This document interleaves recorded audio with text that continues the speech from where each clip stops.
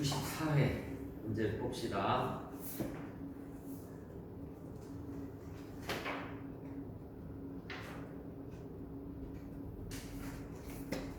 1번. 자, 회계 변경은 회계 정책의 변경과 추정의 변경을 말하는데 다음 중 그중 성격이 다른 것을 물었습니다. 정책의 변경은 무슨 법에서 무슨 법으로 바꾸는 게 정책의 변경이고요. 나머지가 다 추정의 변경이죠. 동그라미 1번에 추정, 내장량을 변경을 한다든지, 동그라미 2번에 대손 추정률을 변경을 한다든지, 동그라미 3번에 내용 변수나 잔존 가격을 변경을 하는 건 다 추정의 변경이죠. 동그라미 3번에 재고자산 평가 방법의 변경, 선인선출법을 쓰던 회사가 총평균법을 쓴다든지 이런 것들이 회계 정책의 변경이에요. 2022년도 법인세 비용을 구하면 얼마인가? 라고 물었습니다. 재고자산 평가감이 나와 있고요. 재고자산 평가감이 나와 있고, 접대비 한도초가 나와 있고, 그 다음에 법인세율이 나와 있습니다. 2022년도 초 미연법인세 잔액은 없었으며 법인세 차감전 순이익은 200만 원이다. 미래의 과세소득은 충분하다고 가져간다. 자, 여기에 법인세 차감전 순이익, 법인세 차감전 순이익이 얼마 있어요? 200만 원이 있습니다. 법인세 차감전 순이익 200만 원. 재고자산 평가 감은 평가를 적게 한 거니까 집어넣어야 되겠죠, 그렇죠? 여러분, 평가 증은 너무 많이 했으니까 빼야 되는 세무조정 송금산입이고, 평가 감은 적게 했으니까 집어넣는 세무조정 입금산입을 해주라고 그랬죠, 그렇죠? 그러니까 입금산입이에요. 재고자산 평가 감은 입금산입이니까 부가 플러스가 되는 겁니다. 4만 원. 4만 원. 그 다음에 접대비 한도초과는 송금불산입이죠. 송금불산입이니까 플러스예요. 접대비 한도초과. 접대비 한도초과 16만 원 있어요. 16만 원. 는 이렇게 해주시면은 과세소득이 나올 거야. 과세소득이 220만 원이 나옵니다. 과세소득이 220만 원. 법인세율이 몇 프로라고 나와 있어요? 10% 나와 있죠. 곱하기 10% 해주시면은 납부할 세금이 나옵니다. 납부할 세금이 22만 원. 과세소득이 220만 원이에요. 그래서 곱하기 10% 하면 납부할 세금이 220만 원, 22만 원.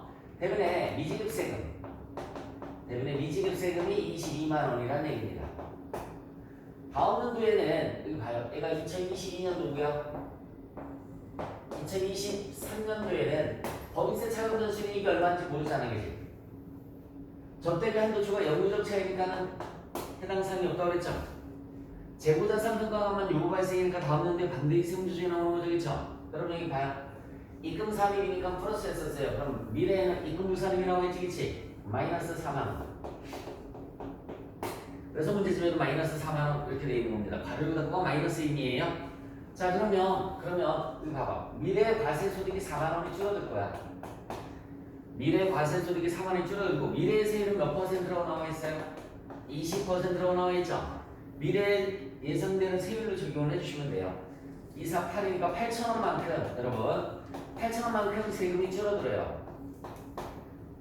미래의 세금이 줄어드는 걸 갖다 우리가 여기 잠깐만 미래의 세금이 이렇게 줄어드는 걸 차감할 일시적 차이 기억나죠? 차감할 일시적 차이라고 하고요. 저게 이연법인세 자산이 된다고 했어요. 이연법인세 자산이 8,000원.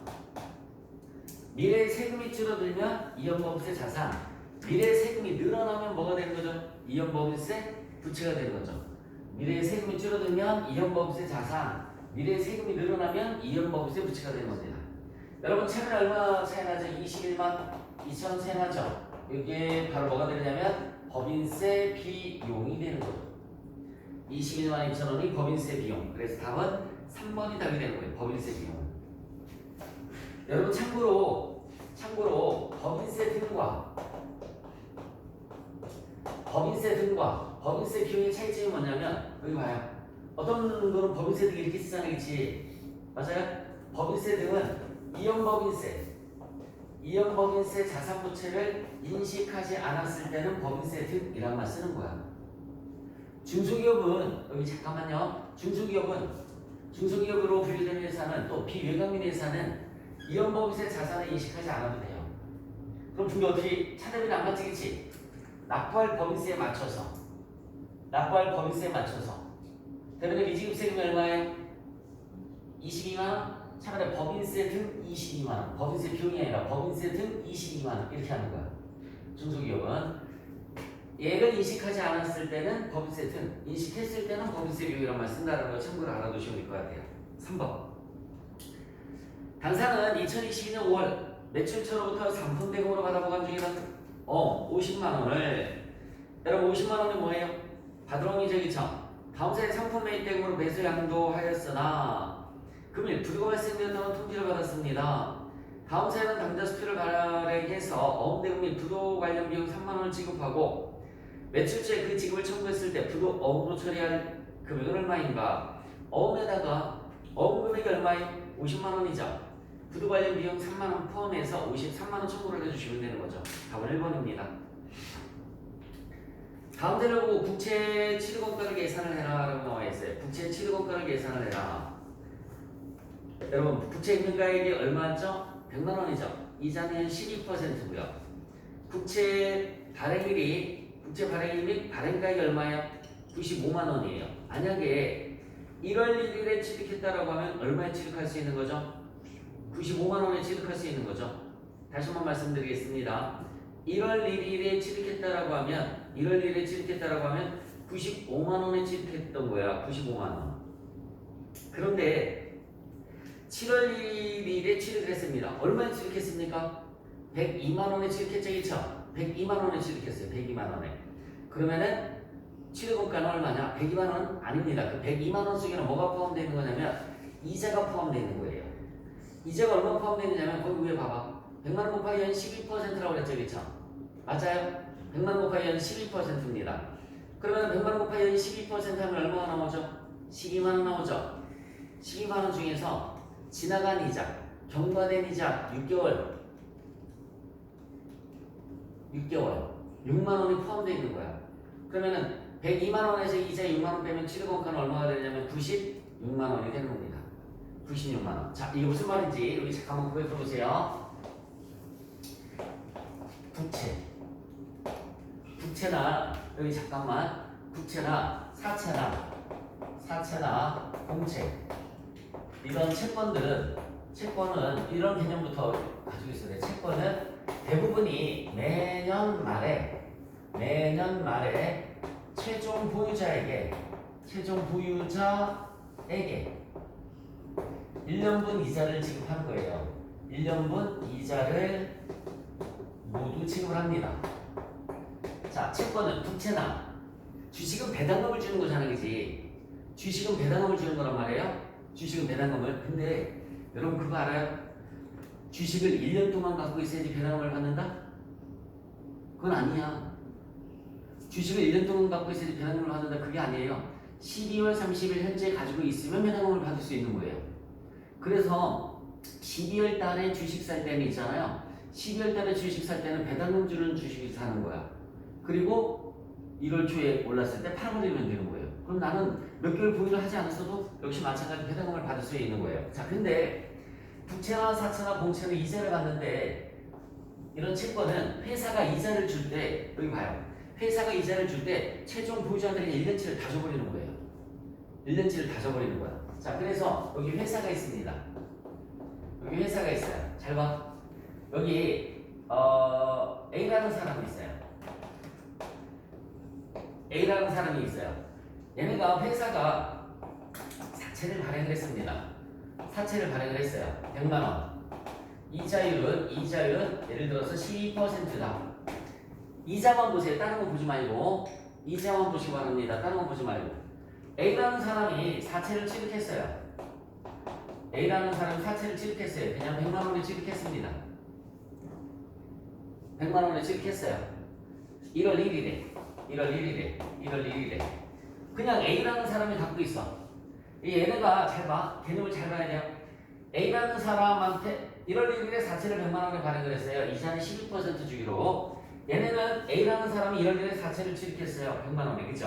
그러면 얘는 12월 31일에 이제 이자를 줘야 되는 거지, 그치? 차변의 이자 비용 12만원. 그죠? 대변의 현금 12만원.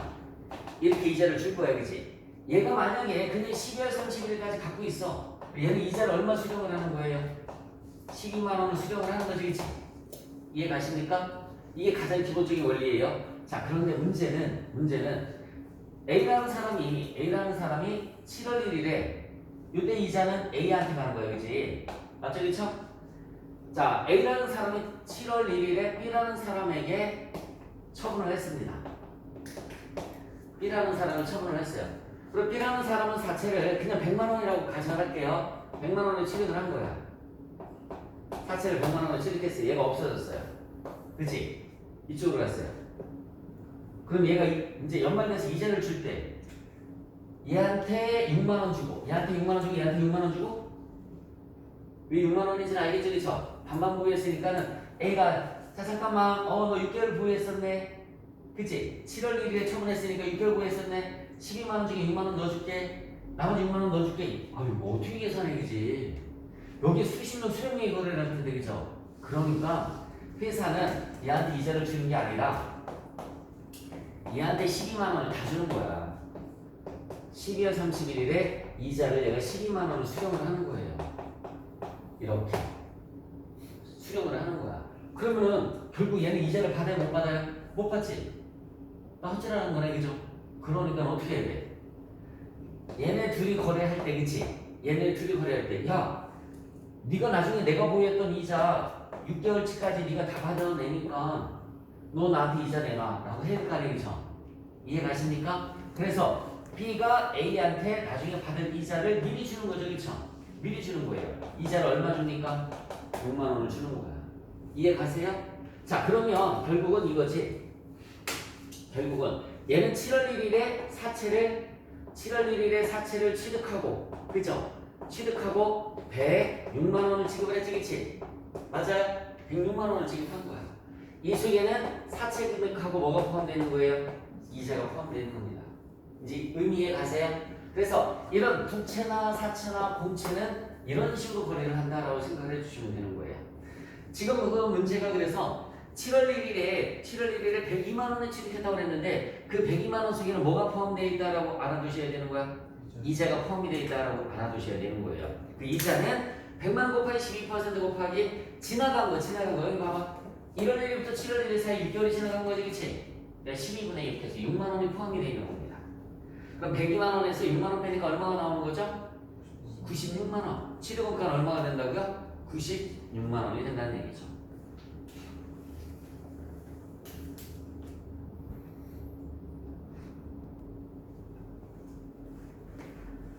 자, 그 다음 문제 4번입니다. 4번 했죠? 5번.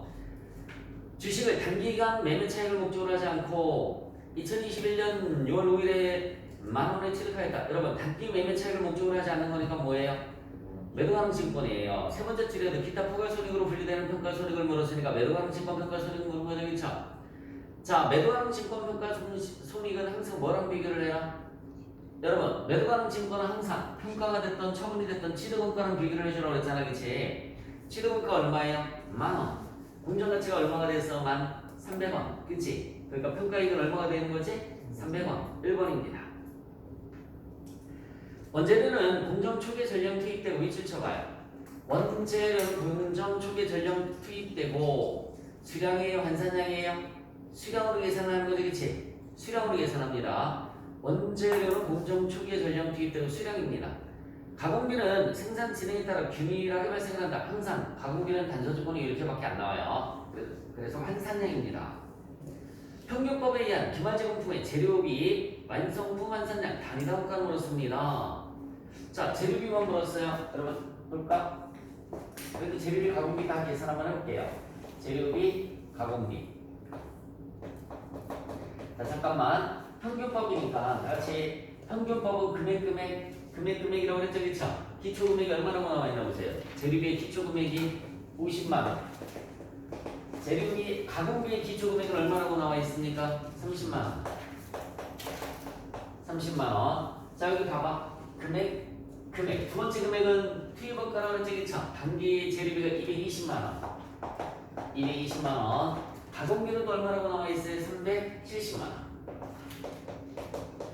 자, 여기 수량이, 완성 수량이 제일 먼저 들어가는 거죠. 완성 수량은 700개. 여기 700개, 여기도 700개입니다. 기말 수량이 몇 개라고 나와 있나 봐라. 200개 50%니까 여기는 수량으로 들어가라고 그랬죠. 200개 여기 완산량이니까 100개 들어가시면 되죠. 됐어요? 는 하면 지금 금액 수량 들어갔습니다. 두 개 더해주면 270 나누기 900개죠. 그러면 단가는 얼마 나옵니까? 3,000원. 맞아요? 자, 3,000원 곱하기 200개 하면 얼마 나오죠? 60만원.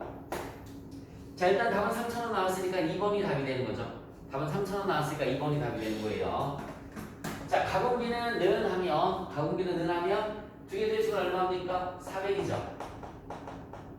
나누기 800개예요. 800개. 그러면 단가는 5,000원이 나옵니다. 가공비의 단가는 물었으면 5,000원이 답이 되겠죠. 가공비를 물었으면 5,000원. 자, 이렇게 곱해주시면 50만원. 주말제공품 가공비는 50만원이 답이 되는 거고요. 자, 평균법은 다시 한번 말씀드릴게요. 금액. 여기는 기초, 여기는 투입. 그쵸? 금액, 수량이 들어가면 된다고 했어요. 7번. 단계배우법을 사용을 해라. A1부터 먼저 배반다라고 나와 있습니다. 자, 써볼까요? 여기는 제조 부문, 보조 부문. 제조가 P1, P2가 있어요. 제조가 P1, P2가 있습니다. 보조는 뭐가 있죠? A1, A2가 있고요. A1, A2가 있어요. A1이 여기 잠깐만 뭘 먼저 배분하라고 그랬어요? A1을 먼저 배분한다고 그랬죠? 그쵸? 그러면 잠깐만 볼래요? 먼저 배분하는 거는 여러분 먼저 배분하는 건 단계배우법 먼저 배분하는 거 일단 금액을 먼저 써야지. 금액을 먼저 써야 되겠죠? A1의 금액이 얼마라고 나와 있나 볼까? A1의 금액이 25만원. A2의 금액은 얼마라고 나와 있습니까? 31만원. 얘네는 금액이 안 나와 있고요. 자, 다시 한번 봅시다.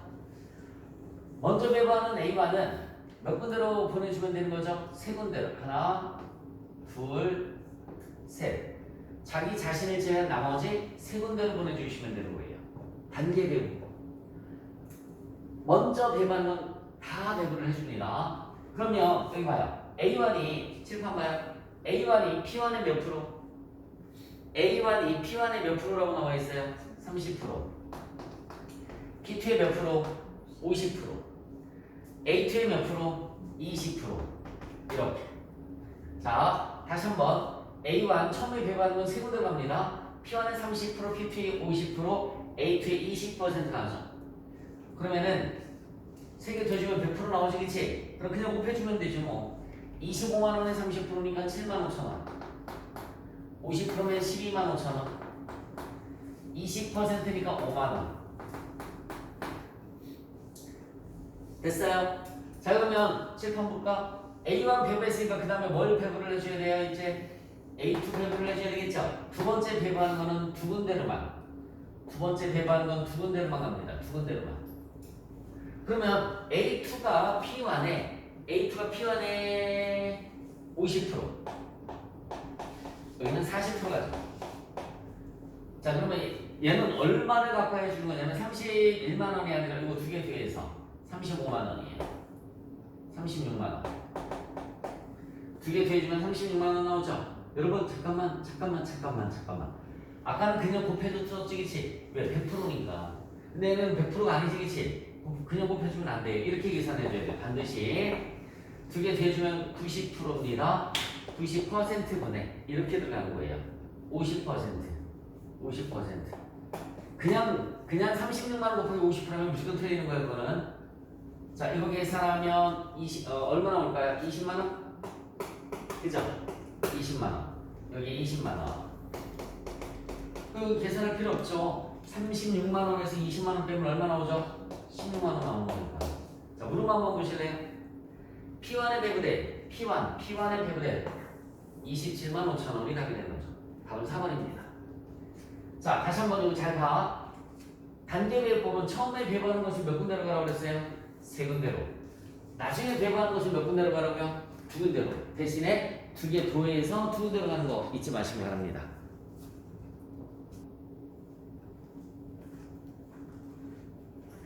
8번 생산부서에서 사용하는 위험자산의 감가상각비를 판매관리비로 처리했을 때 발생될 것으로 올바른 것을 물었어요. 자, 머릿속에서 제조업과 명세서 여러분 제조업과 명세서에 뭐 들어간다라고 했지? 재료비. 재료비 다음에 뭐 들어갑니까? 노무비. 다음에 제조경비. 제조경비. 그러면 얘가 뭐가 된다고 그랬죠? 단기 총 제조원가. 단기 총 제조원가. 맞죠? 그렇죠? 손익계산서를 작성을 해줘야 돼요. 손익계산서. 손익계산서 매출 마이너스 매출원가. 매출 마이너스 매출원가는 뭐가 나오죠? 매출 총이익이 나오죠. 매출 총이익 마이너스 판매관리비. 매출 총이익 마이너스 판매관리비 이렇게 해주면은 영업이익이 나옵니다. 여러분 여기 봐요. 무릎이 뭐예요? 생산부서에서 사용하는 감가상각비를 이거를 그죠? 판매관리비로 처리했대. 여러분 여기 봐봐. 그러면 제조경비가 줄어들었겠지. 총 제조원가도 줄었겠죠. 총 제조원가가 어디로 가는 거예요? 매출원가가 줄어들었겠지, 그쵸? 마찬가지지. 재료비 넣으면 제조경비가 매출원가로 가는 거잖아요, 그죠? 이걸 줄였으니까 이걸 줄이고 얘를 늘렸단 말이에요, 그죠? 그러니까는 얘가 줄어들어서 총 제조원가 줄어들고 매출원가 줄어들고 그럼 매출 총익이 커졌겠죠? 근데 얘가 늘어났으니까 얘는 똔똔이라고 했던 거 기억나세요? 영업이익부터는 변함이 없어요. 매출 총이익이 과대기 상된다. 4번이죠. 매출 총이익이 증가된다. 4번이 답이 됩니다. 자, 조업도 증감에 따른 총원가와 단위당 원가의 행태를 여러분 원가 행태라는 말이 나오면 원가 행태라는 말이 나오면 어떻게 하라고 그랬어요? 고정비 그 다음에 변동비 일단 무조건 쓰고 보라고요. 이렇게 원가 행태라는 말이 나오면 고정비와 변동비라는 말은 무조건 쓰시고요. 고정비는 잡과 생산량이 증가해도 원가는 일정하고 그죠?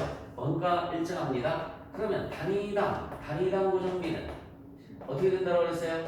감소한다.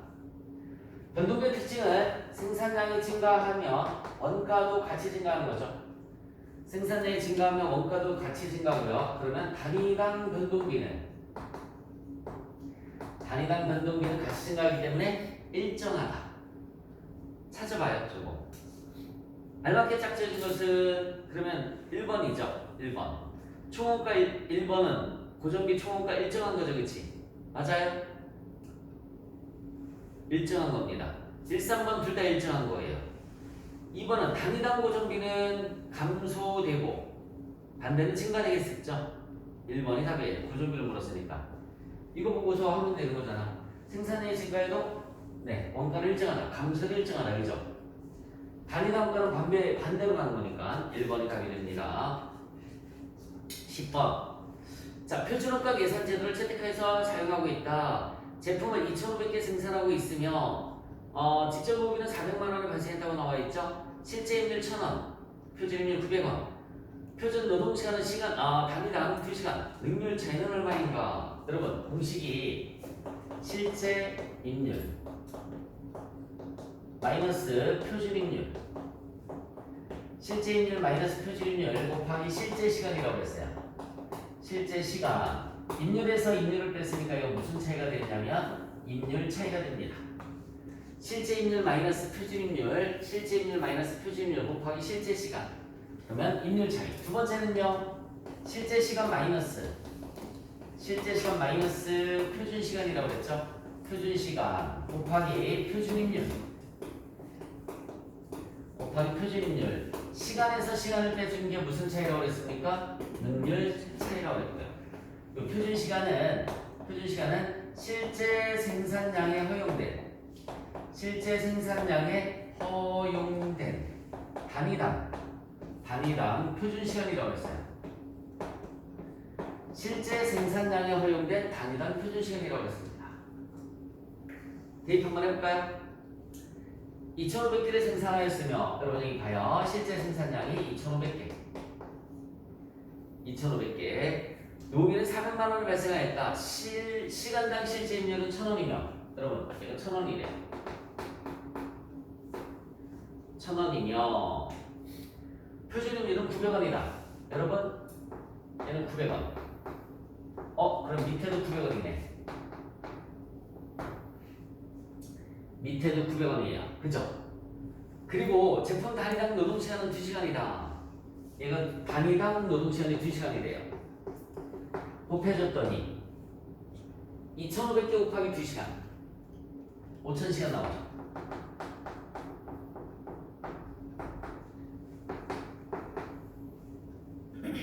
그러면 뭘 구해줘야지 나올까요? 실제 시간만 구해주면 되겠지, 그치? 실제 시간 어떻게 구해주면 되냐면 거기에 실제 발생한 노무비가 얼마라고 나와 있어요? 400만 원 나와 있죠? 여러분 여기 잠깐만요. 실제 곱하기 실제 얘가 400이래요. 실제 곱하기 실제가 400이랍니다. 실제 발생한 노무비는 400만 원이다. 그러면은 실제 곱하기 실제가 400이니까는 얘가 얼마 나올까? x가 이 잠깐만 1,000원 곱하기 x는 400이잖아요. 400만 원 나누기 1,000원 하면 x값이 나오죠. 얼마 나옵니까? 4,000시간이 나오죠. 그치? 4,000시간. 그럼 얘 자동으로 나올 테고요. 밑에도 4,000시간. 밑에도 4,000시간. 이렇게 계산이 됩니다. 그러면 마이너스 90만 원 나오죠. 마이너스 92 나왔으니까 유리한 차이가 되죠. 네. 마이너스가 나오면 유리한 차이라고 했어요. 그래서 답은 2번이 답이 되는 겁니다. 다시 한번 마이너스가 나오면 유리한 차이, 플러스가 나오면 뭐라고요? 불리한 차이. 이거 꼭 기억하세요. 실제 곱하기 실제가 실제 노무비가 되는 겁니다. 그래서 실제 시간을 구할 수 있었죠, 그렇죠? 11번 문제를 한번 보도록 하겠습니다. 11번 법인세법상 대송금 범위에 해당하지 않는 것을 물었어요. 부도 발생일로부터 6개월 이상 지난 수표 또는 어음상의 채권 및 외상 매출금으로서 그죠? 중소기업의 외상 매출금으로서 부도 발생일 이전의 것 세안한다 라고 나와 있습니다. 맞죠? 부도 발생일로부터 몇 개월 이상 지난 거? 6개월 이상 지난 거.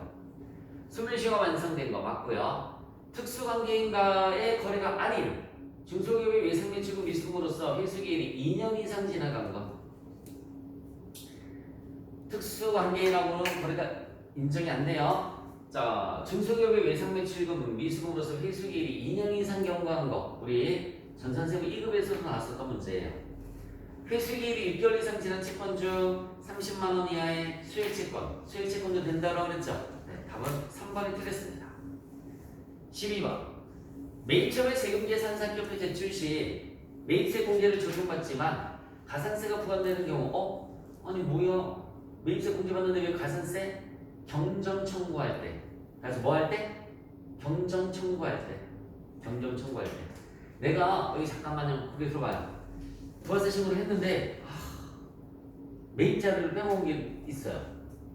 그래서 매입자료를 집어넣어서 다시 세금을 돌려달라고 해야 되겠지, 그치? 무슨 말인지 갑니까?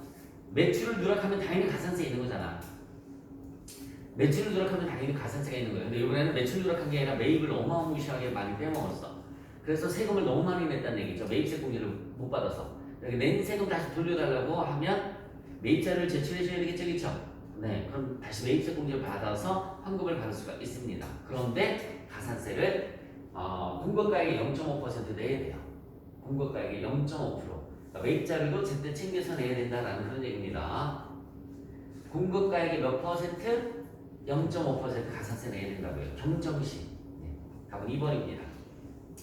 13번 연구비 인력개발비 세액공제를 적용받는 비용에 해당하지 않는 것을 물었습니다.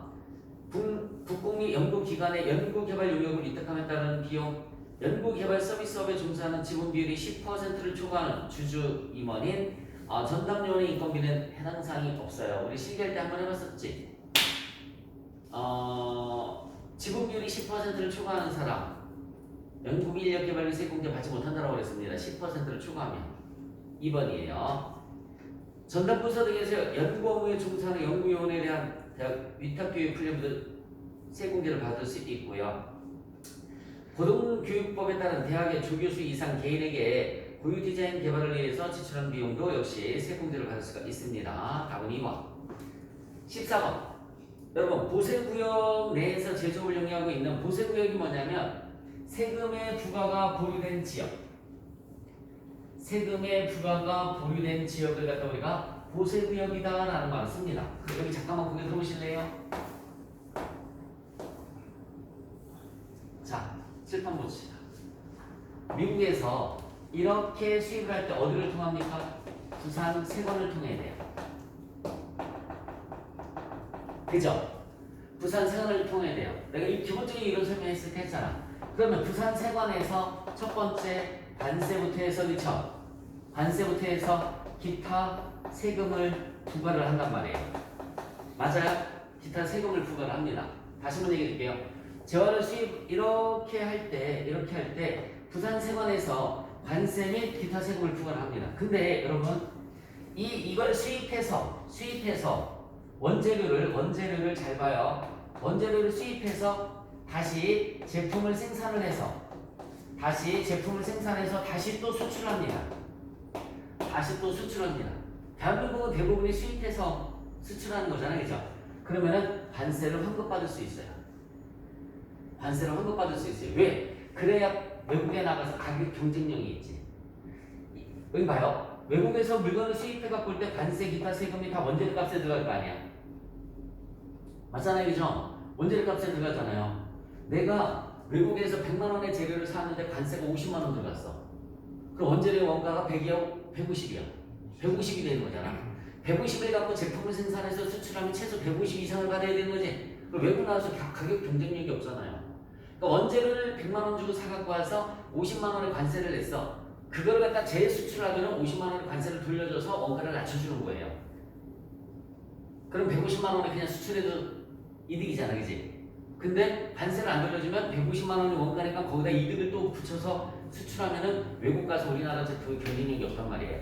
그런 의도에서 원재료를 수입할 때 관세 낸 거 다시 제품을 수출하면 관세를 돌려받을 수 있으니까 나라에서는 보세구역이라는 곳을 만들어놨어요. 그래서 보세구역이라는 것은 뭐냐면 대한민국이 이렇게 있을 때 여기 봐요.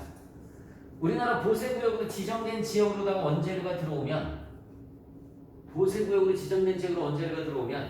부산세관에서 관세 등을 부과하지 않습니다. 그래서 여기에서 제품을 만들어서 다시 수출하면 돌려줄 것도 있어요, 없어요? 없는 거죠. 이해 가세요? 자, 그런데 만약에 여러분 여기 봐요. 여기에서 만들어서 이 보세구역을 만들어서 외국에 수출하면 돌려줄 것도 없다고 그랬지, 그치? 근데 외국에 수출한 게 아니라 우리나라로 들어왔어. 이렇게. 뭐야? 이 인간. 수출 안 하고 이거를 다시 국내에 반입해버렸죠, 그쵸? 그러면 그때 부산세관에서 요때 부산세관에서 뭘 징수하는 거예요? 관세 등을 징수하는 거야. 이해 가요? 그리고 여기에서 이렇게 이제 들어왔으니까 얘가 뭐가 되는 거지? 물건을 파는 거지, 그치? 물건 파는 거잖아. 재화의 공급이라고. 그래서 보세구역에서 여기 봐요. 보세구역에서 이렇게 들어왔을 때는 재화의 수입이 되는 거고 재화의 공급이 되는 거고 두 가지 일이 동시에 발생을 하는 거야.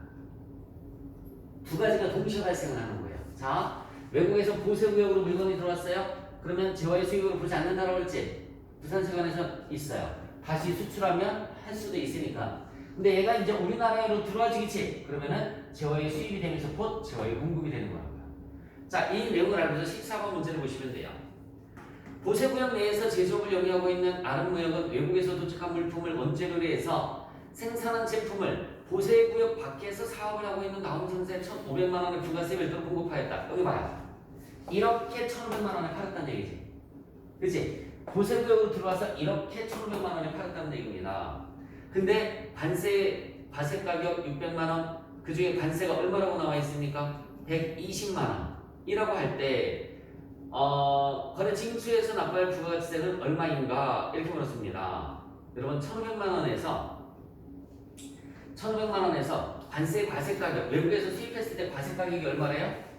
관세가 얼마래요? 과세 가격이 600만 원에 관세 등이 120만 원 있다고 그랬죠, 그쵸? 그러면은 세관에서 징수해야 될 게 720인 거죠. 세관에서 징수해야 될 게 720. 그러면은 여기 봐요. 저에 공급한 거는 780. 이렇게 된 거죠. 780만 원의 아름미역이 징수해서 납부해야 될 세금은 78만 원만 되는 거예요. 나머지는 세관이 한 겁니다. 780만 원의 10% 78만 원. 자, 여러분 관세 과세 가격이라면 관세는 세관에서 해야 되는 거잖아요, 그렇지? 그러니까 토탈 1,500만 원 중에 세관에서 징수를 해야 되는 거고요. 나는 780만 원의 10% 78만 원만 징수를 하면 된다. 1번이에요. 15번.